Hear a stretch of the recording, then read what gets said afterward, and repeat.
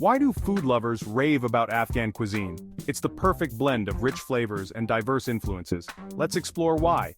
Afghan food is a delicious fusion of Central Asian, Persian, and Indian flavors. Start with Kabuli pulao, Afghanistan's national dish.